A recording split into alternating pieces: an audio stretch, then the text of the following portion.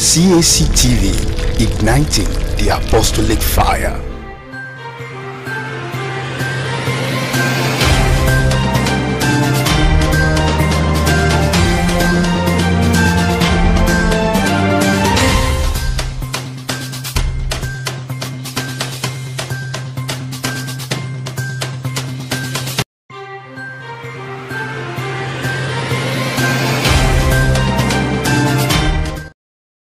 Morning, my wonderful viewers. Thank you for always staying tuned. This is your morning dew and newspaper review on Cactv. I am your host, Modo Dominic, and with me is my amazing co-host, and from my right, Odinosi Enoch and Engineer La. Good morning. Good morning. How are you? I'm fine, thank you. How was your night, Enoch? My night was actually very good. It was fine. Okay, that's good. Okay, quickly we'll go on a quick break, and when we come back, we'll take our first quote for the day. Stay tuned.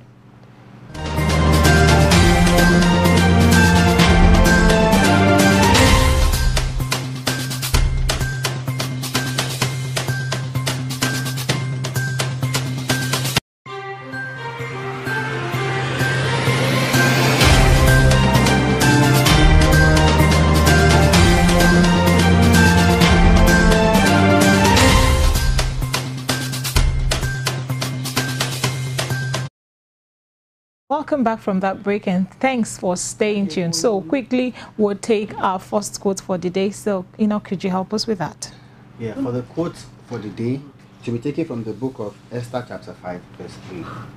Yeah. Then the king asks her, "What do you want, Queen Esther? What is your request?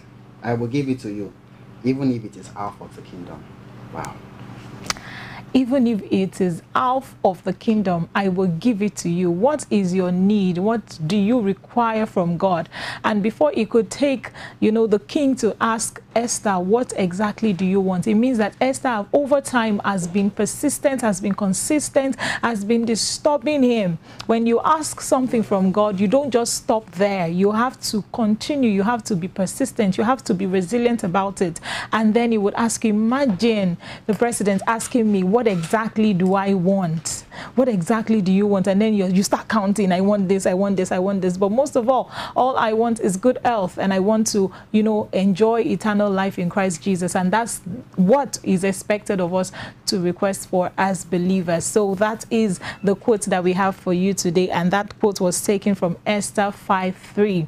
So quickly, let's look at the first story that we have, and our first story will be taken from the Punch newspaper. And the first story says, Bauchi sacks senior civil servant over alleged 3 million naira salary scam. The Bauchi State Civil Service Commission has terminated the appointment of the Chief Secretariat Assistant attached to the State Pension Board, Ibrahim Gabar, over alleged serious misconduct of salary and pension scam. This is contained in a statement released by the Information Officer, BSCSC, Mr. Sela Umar in Bauchi on Tuesday. So that's the first story that we have in the Punch newspaper. So I'll start with you, Engineer Ola. Well, my take on this is that there are lots of problems with this Civil Service Commission, especially the civil service people. Somebody who has worked for a number of years and who has retired and we are waiting his pension. Many of them died while waiting for their pension. Many of them will be on the line, going up, or when are they calling us? They're calling us tomorrow, day after tomorrow, they go there, they will not get the money. And people who are still in the service will be embezzling their money. It's a very sad story. Thank God that this man has been caught. There are lots of them. And I think every state governor of the Federation, every state governor should look into that. That about these retirees, those people that are no longer in service, what happens to their money? Why?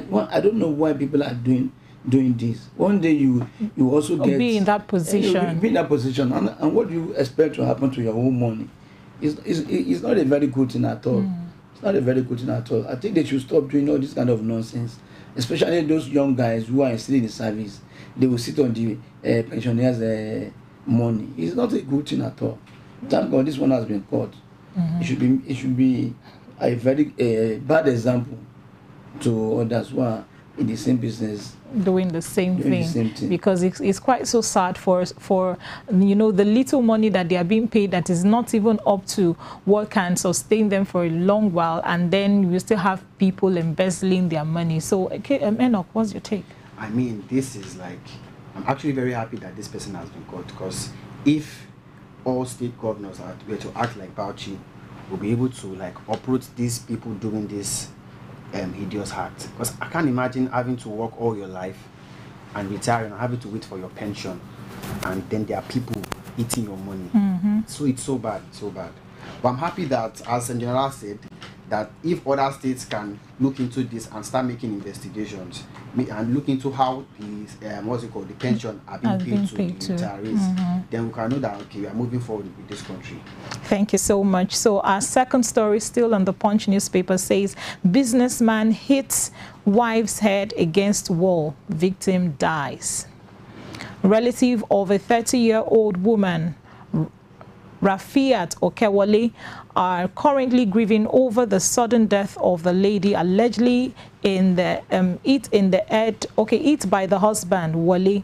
The Punch Metro gathered that Okewale, though married to the businessman, was living separately on Odelusi Street in Ijoko area of Ota, Ogun State.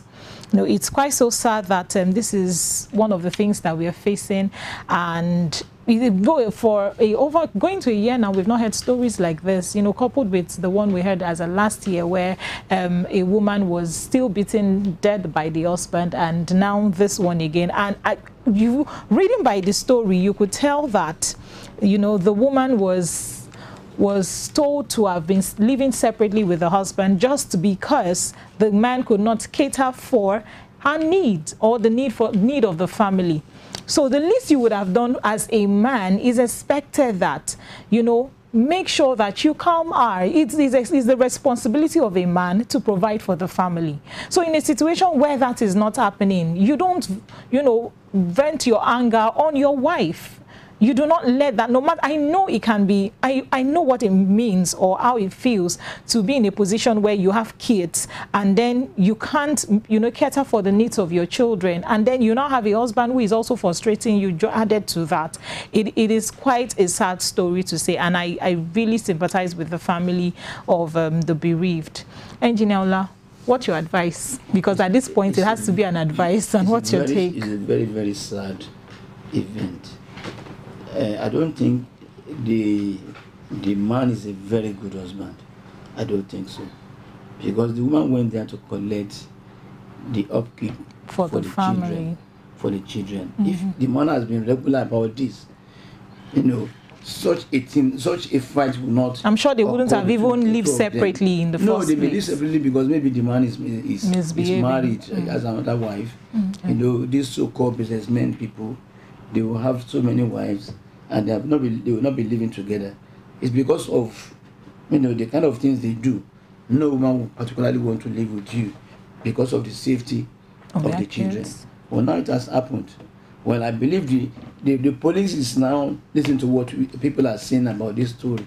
They should investigate the matter and put the man to book on this particular incident, because, you know, outside Nigeria, things like this don't happen anymore. You don't do that and go scot-free. Cruel or wicked to a woman. And at this instance, this woman is supposed to be your wife, the mother of your children, because she has come to you to request for feeding money for the children. You know, you have to fight her. Whatever she has said, whatever she has done, she has come to, at least you have to take care of your children. You are the father of these children. You have to take care of them and the wife. And the woman has come to collect money. Do you have to kill the woman? So I think this particular person has to be brought into the book. Thank you so much. Enoch, what's your take? This is a very sad one, actually, because it's a case of domestic violence. And I've always said these things, that when people report a case of domestic violence, it doesn't have to get till death before we start taking actions. Because the wife, they've been separated, as in general said, it might be because he's a polygamist, or it might be because he has been beating the woman since, and she might have reported. You say, and okay, nothing is being done. Is the so husband we need to look into this. When they report somebody that he has been committing domestic violence, we need to like do psychiatric checkup, check his mental health. Is he okay? I mean, she came to you to come and collect upkeep for your children, and you have to smash her head. That is very, very bad. That's so inhuman. It's so inhuman, actually. Okay, quickly we'll go on a quick break, and when we come back, we'll look at the rest of the story that we have still in the Punch newspaper. We'll be right back shortly.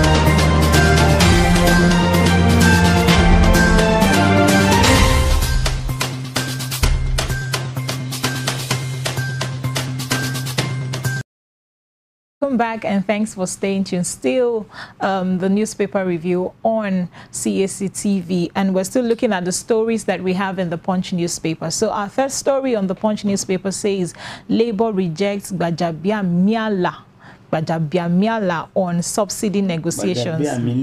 Gbajabiamila on subsidy negotiations, right? National Assembly.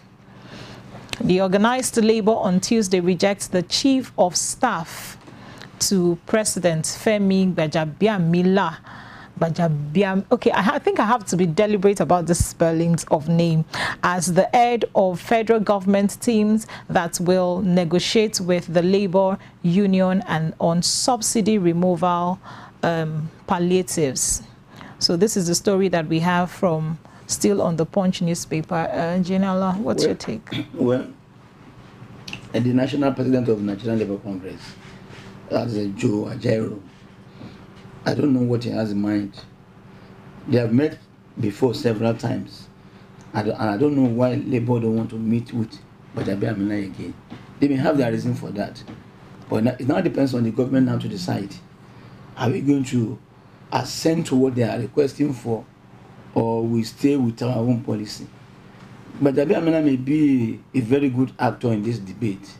That is the way he's defending the federal government, because Gbajabiamila, if you look at his credentials, he was the former Speaker of the House of Representatives, and he has a lot of experience dealing with people in such a situation like this.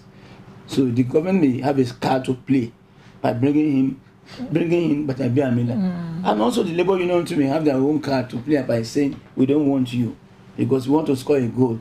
You are a very good goalkeeper. So this time around, it has to be 50-50. So if you give us another person, though this question has been raised before now, and the president of Nigeria has said, okay, don't worry. We'll talk about it. We'll talk about it.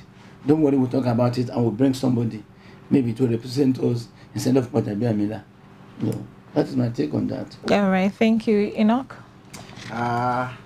Just like in general said, the Gbajabiamila has a lot of experience in dealing with things like this. Negotiations. So I feel Joe Ajaero is not getting what he wants from Gbajabiamila. Probably their negotiations is not going well. That is why he's rejecting to see Gbajabiamila on this issue. That's what I feel. Okay, thank you so much. Okay, we'll look at the story that we have on the Vanguard newspaper, and this says, the first story there says that doctors strike. NMA urge federal government to resolve areas of disagreement. As the nationwide strike embarks upon the Nigerian Association of Resident Doctors, NAD, enters its second week, the umbrella body of doctors under the auspices of the Nigerian Medical Association, NMA, on Tuesday, appeals to the federal government to urgently conclude measures to resolve all areas of disagreement. In a press statement, the president of the NMA, Dr. Uche Ojima, who said the NMA will continue to protect the interests of the members of NAD as a matter of policy, said to avoid labor disputes has gone too far. So this is just them fighting for the interest of the doctors, you know, coming in to say that this is what it should be. This is how we actually want this to be. We don't want strike. And then the federal government, they're also appealing to the federal government. So, Engineer Ola, what's your take? It's Nigerian Medical Association. This is what they ought to have done before now. You know, though it's not too late, of course. I've said it earlier that Nigerian medical doctors, well, I think the president of NMA should sit down together with them and have a rethink over the issue of this strike. I'm not against you fighting for what belongs to you, your enumerations, your salary increment, whatever. I'm not against that. But the way it is being done, you know, medically, you have a code of conduct. You have to be good as a medical doctor, and you have to save life. You have to attend to people. Because of this strike, many families have been affected. Many people have lost their lives. Many patients. Yes, many patients have lost their lives because of this strike. Before we go on strike, there are other ways we can go about it without really affecting Nigerian people. Now, when the case is now going out of hand, Nigerian Medical Association is now coming up to say, "Oh, the government, what are you going to do? What are you doing about this?" And everybody knows what Nigerian government is facing now. The country is not laughing. It's not a laughing matter at all. Economically, the country is not suitable at this particular period of time. But if you have to fight for your right in a way that it will not affect the people you are fighting for. You are a medical doctor. You are talking about life, which is not replaceable, which does not have a spare part or a market or large people where you go and say, I want to buy human parts. It's not possible. When the man is dead, that is the end of the matter. So when the man is alive, whatever you can be able to do to assist the man. Sometimes when you go to the hospital, they will tell you, if you don't bring this initial deposit, they will not treat you and the patient will die. We've seen so many like that. But go and deposit this amount of money. If you don't bring this amount of money, we don't know what to do. So even before you bring the money, they will put the patient aside. They will no longer attend to the patient. And sometimes the patient will die. So if you want to become a medical doctor, understand their code of work, that you have to be good to your patients. Be good with the service you are given to your patient. Otherwise, I don't know. So, but Engineer, in a case where I am looking back with the incident, or to the incident that happened with the doctor who passed on, they were already on strike at the time. And I'm sure that the incident that led to the doctor passing on was an incident that they've been reporting over time, that they need to get these things fixed and sorted. They have a lot of maintenance issue that they need the government to also always intervene, but nothing has been done over time. And because of this, putting all of this together, I think that was what brought them to a point where they say, okay, let's strike. Because each time we keep talking to these people, we report to this, they will say, go to this sector, we report to this, they are saying go to this, and it keeps passing on, and then nothing is being done. So the only language I think our government hears is a language of strike. No, without that, you won't even hear them say that, okay, so what's the way forward? And we have this thing where they do eye service. That reminds me of a story that someone posted on, I think I saw that story on Twitter, where when the governor was going to visit the hospital where this happened, the roads were literally bad. And that road was fixed the night to the following day when the governor was going to visit. And you imagine cases like that. And then the governor will pass that route and feel like, this road is good. So why were they complaining about it? So what exactly is going on in our sector? The only language our government understands is let's strike. The moment strike comes, you hear them talking, okay, let's do this, we're supposed to negotiate. What happens to when they've been complaining over time? Is it that we have people who are not reporting this case to the people who need to resolve the situation? I really need, I need a lot of clarity on that, and I think you can help. Well, I think what is really happening in every sector, every department in the ministry is what is happening here. Somebody is responsible and somebody is not doing his job right, and people are not complaining because of one or two reasons. The case of that doctor that lost her life due to a minor, let me say, accident, is lack of maintenance. Somebody supposed to give out money for the maintenance. He will not give out the money, and nobody will report him. He will say it's an indictment. This guy is indicting me. He wants me to lose my job. And look at what has happened.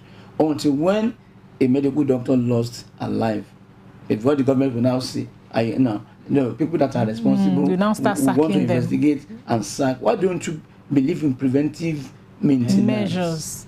You understand now? This lift has been bad. Nothing has been done about it. Now, okay, doctors are on strike. Not just the lifts, with the stories that we have, that their rooms, their electronic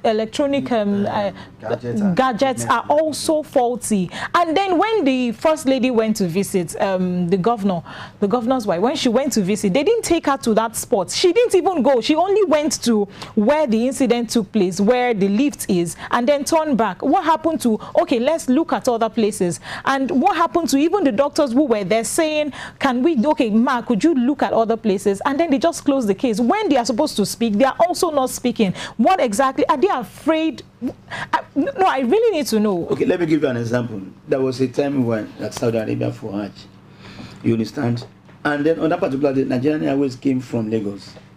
You know, that captain or that pilot was a very good person, and there was a complaint at Murtala Mohammed that the tire is worn out, that you have to replace this tire. This tire is worn out. But he said, oh, because of timing, let me try. He flew from Lagos to Jeddah in Saudi Arabia. First time, he went back to Lagos again. There was no problem. The third time he came to Jeddah, when he was about to fly, then we had a very big noise. Bam! Tire busted, and tire, caught fire, and the whole plane crashed with everybody inside the plane. It was advised by a technician or a mechanic, replace these tires, because it's the captain, it's the pilot. He said, no, let me manage because of time. You can see that, and see the life of people that went along with it. Went along with him. So this is one of the things that is happening here. They know what is happening. Somebody has complained to the medical director of the hospital or the head of the hospital that this lift is bad. We have to change this and that. And what is the cost? 3 or 10 million naira. Okay, they may sign the money and embezzle the money without getting back to the guy. And this is the consequential results we are seeing now. So that's what I'm saying, that this thing has to be investigated thoroughly. When you investigate it thoroughly, you would know what is really happening. It's beyond what you are talking about now. It is beyond. And nobody will talk about the exact thing that is happening there. Now, according to you, you said the first lady went there. It was not shown, she was not shown where the fault. Or the fault. You understand now? No, she didn't know anything about that. They will only show you what is going. Like, when somebody was the governor of Ekiti State, I don't want to mention any name, he was the governor of Ekiti State, and Obasanjo was the president of Nigeria. Obasanjo went to Ekiti State. He took some files from other farm and showed to him that this is what we are doing on the agricultural project in Ekiti State. But Obasanjo did not realize the real fact that this is a gimmick. He got to know about this later in the day, and he was very, very annoyed. So something like this has been happening in this country. The government has to do a lot about it. What the ministry tells you, our car has no tire, is a lie. Go and check. If you give them money to buy engine, I know follow up drivers from Ministry of, I don't want to mention the name, give them to buy engine to a vehicle that this engine is faulty. They will go and bargain with mechanic. They will not buy any good engine. Sometimes they change new tires.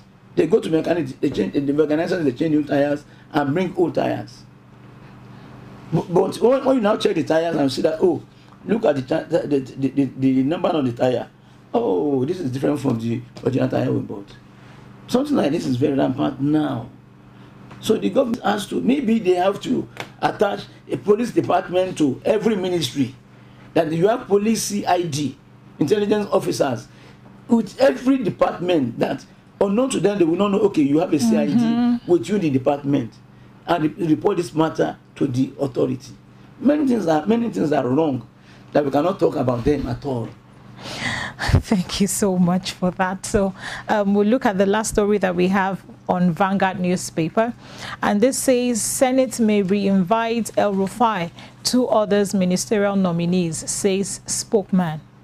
Senate spokesman in person of Yemi Ade Adaramodu said yesterday that the Red Chamber might reinvite the 3 ministerial nominees yet to be confirmed for rescreening. Adaramodu, who represents Ekiti South Senatorial District in the 10th National Assembly, NAS, disclosed this on Channels TV breakfast program Sunrise Daily. So this is also a story that we have from the Vanguard newspaper. So the reason why they are being reinvited, okay, for the ministerial nominees, could you please shed more light on that? Well, one thing with the Senate, they know why they want to reinvite them, and they know why they did not screen them at first. So I don't want to say much about that, because what involves politicians. I don't like to comment much because I don't understand their affairs. So, like I've said earlier on, if they are giving us, they want to screen ministers without portfolio. The president will attach portfolio after the screening. So until when you put him there and he fails to perform, then we'll have something to say. The president knows why he's not giving attaching portfolio while the screening is on. While the screening is going on, and the house, they know why they are saying, hey, come back tomorrow. We cannot screen you today. So I don't know. I don't have much to say about that. Okay, so thank you so much for that. We'll go on another quick break, and when we come back, we'll look at the stories that we have on the Sun newspaper. We'll be right back.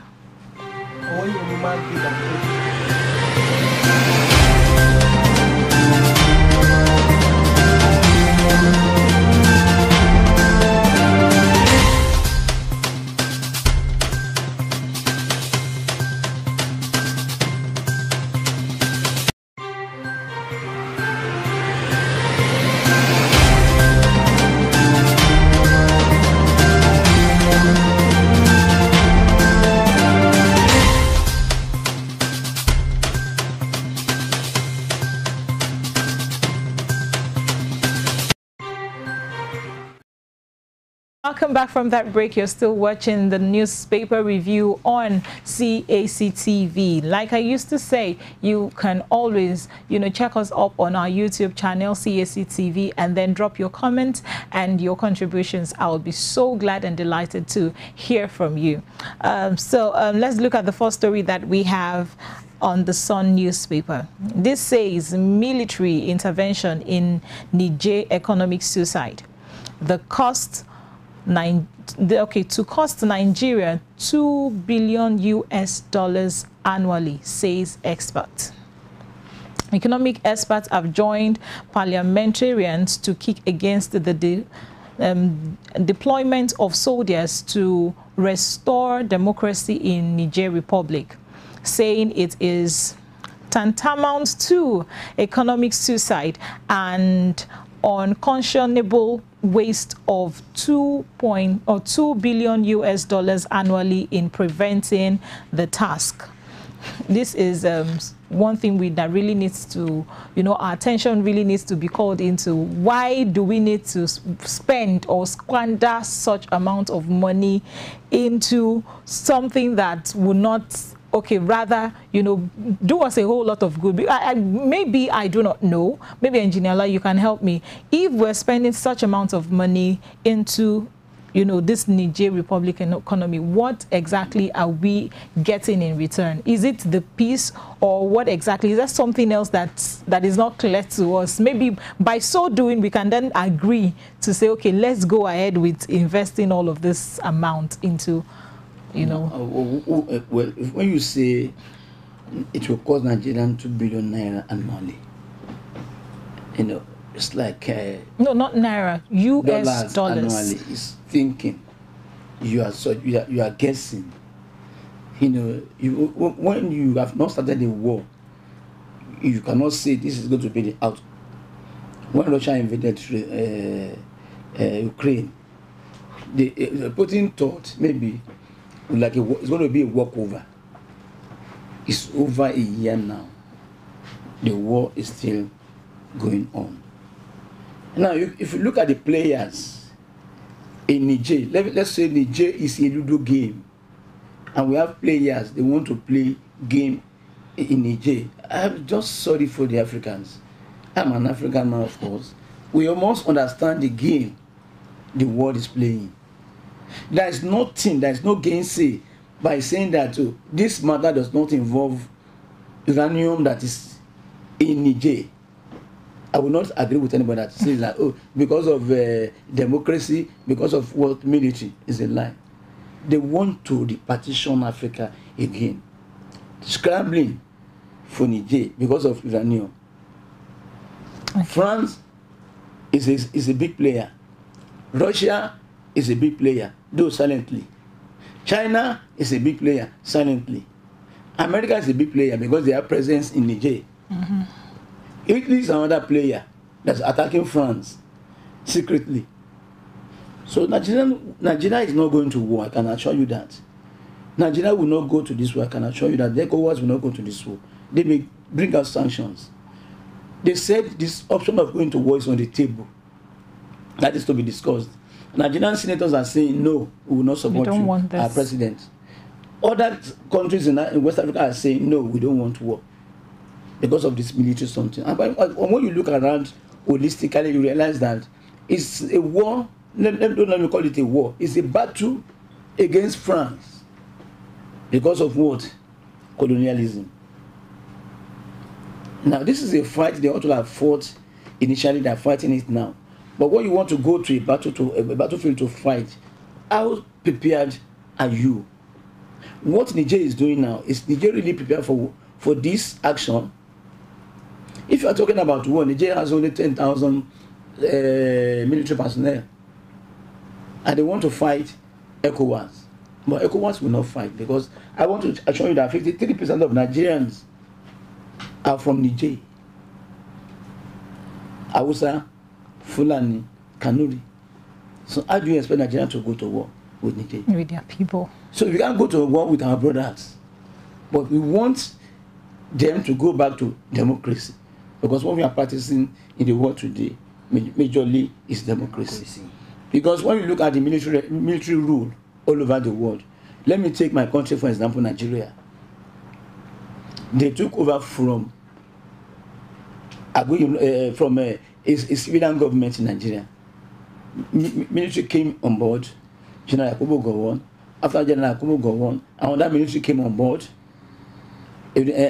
After that, we have General Obasanjo. After him, Shagari came on board. After Shagari, another military coup, another military coup, another military coup, until Obasanjo came back. So our democracy is also new in Nigeria. We are not talking about military intervention. Because the problem there is still there. Now they are saying Nigeria will spend $2 billion annually. Where are we going to get the money from? Already we are suffering. Borrow as usual. Borrow. Nigerians, the amount of the money we are borrowing so far, I don't know how we are going to pay the money back. Our debt is a lot. It's a lot. So when you are talking about $2 billion annually, it's not realistic. It may be more than this. Exactly. If you go to that war, it may be more than this, and we cannot afford it. When for the civil war in Nigeria, we didn't borrow any cover from anybody. When when Saudi Arabia fought against Iraq in 1982, 1989 thereabout, they borrowed money. But we didn't borrow money to fund our civil war. But look at us today. Without war, we are a borrow country. So how can a borrow country now say, I want to go to war? And you are estimating $2 billion annually. No, it's not realistic. What's your take? As Engineer said, that this thing is much more deeper than the surface level. It is. This Niger coup d'etat is more or less like a struggle for the uranium. And if you look at the big power in play, I don't think Nigeria stands any chance. Looking at our military, in fact, because the military is stressed thin already. We have them fighting insurgents in the north, some in the southeast. The only place that in Nigeria we can even say is probably safe a little is probably the southwest. So if you try to even pull troops from the southwest to go and fight war, how many do you want to pull? And look, according to the experts, this is $2 billion. We can't afford this. No, they are also looking at bringing the cops, the NYSC cops to also join. Who is going to release their child to go and fight war? So this is something we can't afford. So I think we have not exhausted all the diplomatic options we have yet. In as much as Nigeria has the responsibility as the head of ECOWAS to resolve things like this, we've not exhausted our diplomatic ability yet. So this war, whatever, is not it at all. I don't think you're just saying this for saying sake.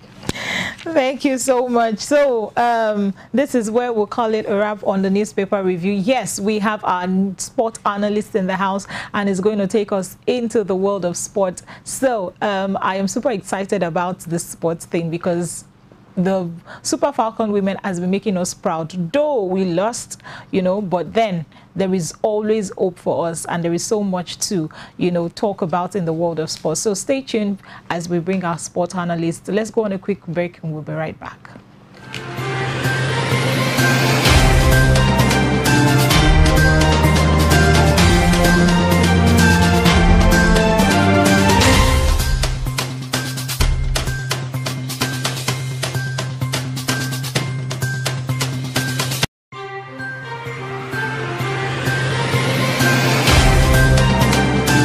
When we are continuing in the world, the Bible says we should multiply, and that is Genesis.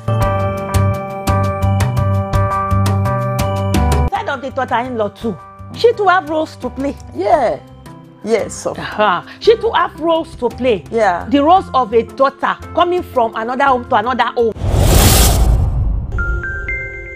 By God's ordinance, we will know that, as Jesus said in the Bible, that if the first law does not have a weakness. Like mommy too, when we discuss, she tells me that our own homes to be a role model.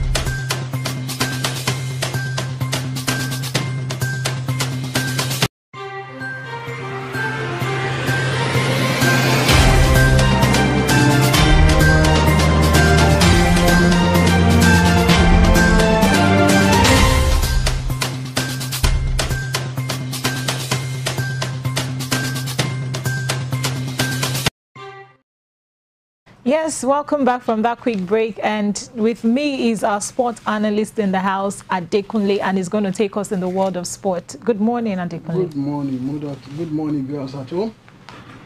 Yes, good news to all boxing lovers, those who love boxing. This weekend is going to be a very good one.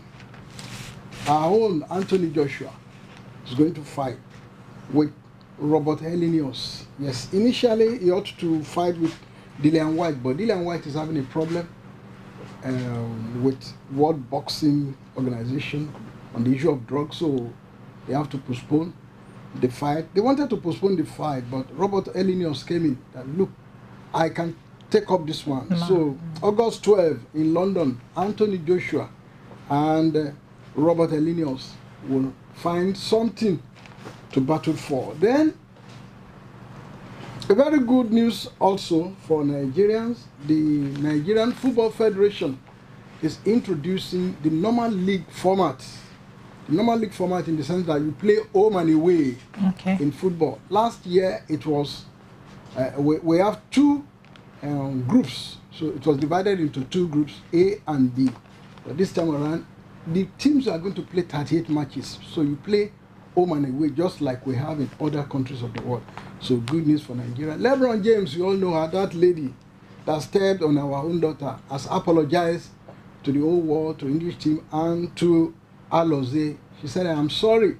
It was tension, and when you are playing under tension, anything can happen. So, and Alozie replied, apology accepted. No problem. So life continues. Yes, there's this story I want us to also preview. Neymar, a great player from Brazil, said he wants to leave PSG. Yes, it's like the guy is now even crying. Please, I want to leave this place. The reason why he wants to leave, nobody knows, but he said he's tired of PSG. He just wants to leave. He still has 3 years more contract. I think 2 years contract. But he's crying that he wants to leave PSG. And PSG, I've said, well, if this guy wants to leave, what do? We just have to let him go. Also, Tottenham Hotspur refused to release Harry Kane. Bayern Munich has been trying all their best to make sure Harry Kane played next season in Germany. But Tottenham Hotspur said they are not ready to release Harry Kane. And Harry Kane happens to be one of the best strikers in the world without trophy. He scored virtually good goals every season. And he cannot, I don't think he can point to 2 trophies he has won all this year in Tottenham Hotspur. So he wanted to leave. And even some of the players have told the management, please let this guy go. Let him go. But they are not ready to leave to release him. On Monday, there was another disagreement with the management of Bayern and Tottenham Hotspur. This is what we need. This is what we have. And they said, no, you are going nowhere. Let me now add this good news, because it's a good news to Inter Miami supporters. Nick Massman, Inter Miami goalkeeper, has been sent away. Why? He said something when Messi was coming to Italy, that when Messi wanted to go to America, that Inter Miami doesn't need Lionel Messi now. What we need is money. Let us rebuild this stadium. Let us do this. Let us do that. So they kept quiet when he was talking. Don't worry. So when Messi came, they said, hello, Mr. Nicky, enough is enough. Go away. This guy has arrived. We are making more money now. So that stadium we are talking about, we are going to rebuild it. And so they've sent him away. He still has a contract. They said, go. They don't want him again. But yes, the lesson they said they want him to learn is that when you are in a place, you don't go against the management policy. You support whatever they are doing.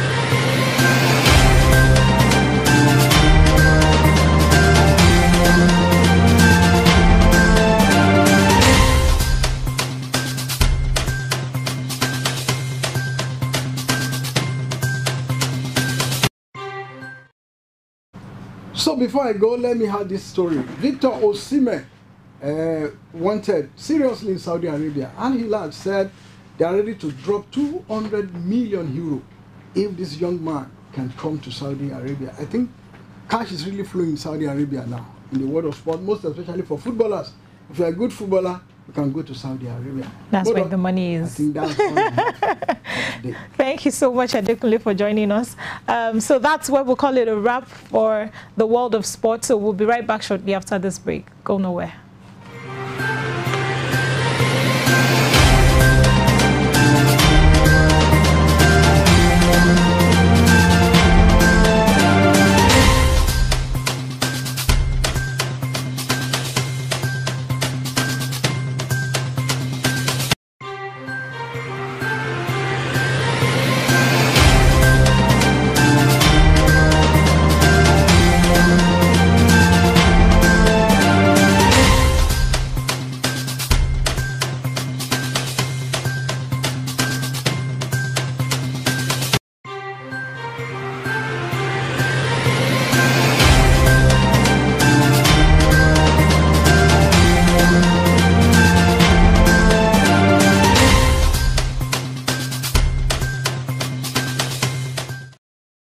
Thanks so much for staying tuned, my wonderful viewers. So this is where we'll call it a wrap on today's newspaper review and morning dew. So your last word for your people, Alaji.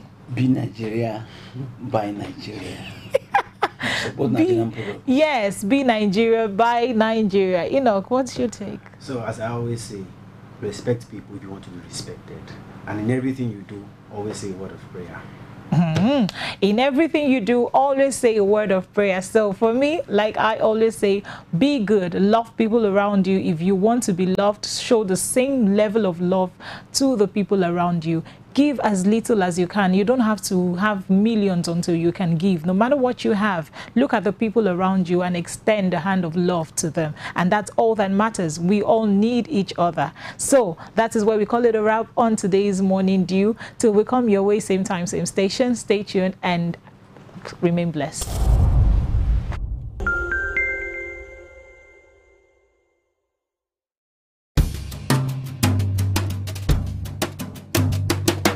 Be a good life between daughter-in-laws and mother-in-laws. We are going to give background information, background tips on what relationship entails. Better and godly relationship between mother-in-laws and daughter-in-laws. When we are continuing in the world,